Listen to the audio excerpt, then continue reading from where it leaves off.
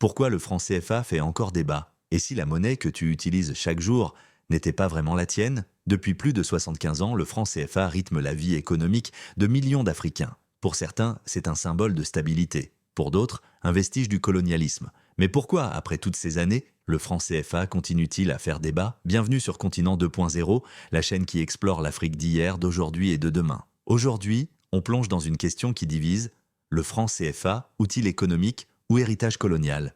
Les origines du franc CFA. Le franc CFA a été créé en 1945, juste après la Seconde Guerre mondiale, par la France. Son nom signifiait à l'époque franc des colonies françaises d'Afrique. L'objectif: faciliter les échanges commerciaux entre la métropole et ses colonies tout en gardant le contrôle monétaire. Après les indépendances dans les années 1960, la plupart des pays ont conservé cette monnaie, rebaptisée franc de la communauté financière africaine en Afrique de l'Ouest et franc de la coopération financière en Afrique centrale.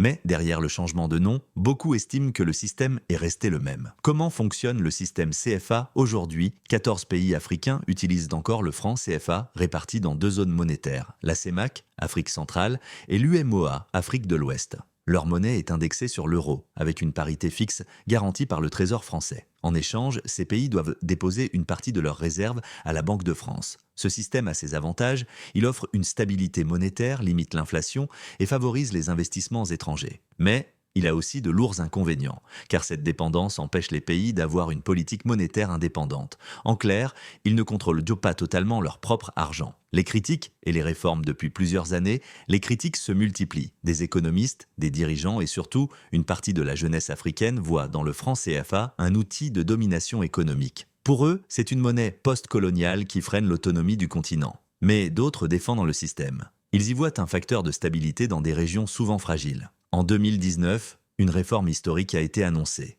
Le franc CFA d'Afrique de l'Ouest doit être remplacé par une nouvelle monnaie, l'ECO. Mais jusqu'à aujourd'hui, cette transition reste lente et compliquée. Alors, le franc CFA, stabilité ou servitude? Le débat continue entre ceux qui veulent rompre avec le passé et ceux qui craignent l'instabilité économique. Mais une chose est sûre, l'Afrique avance et ses peuples veulent reprendre le contrôle de leur avenir et de leur monnaie. Et toi, que penses-tu? Le franc CFA doit-il disparaître, évoluer ou être remplacé? Partage ton avis dans les commentaires, ton opinion compte. Si tu veux voir une Afrique plus libre, plus forte et plus indépendante, like cette vidéo, abonne-toi à Continent 2.0 et surtout, partage-la à un ami qui doit entendre ce message. Continent 2.0, l'Afrique réinventée, le futur commence ici.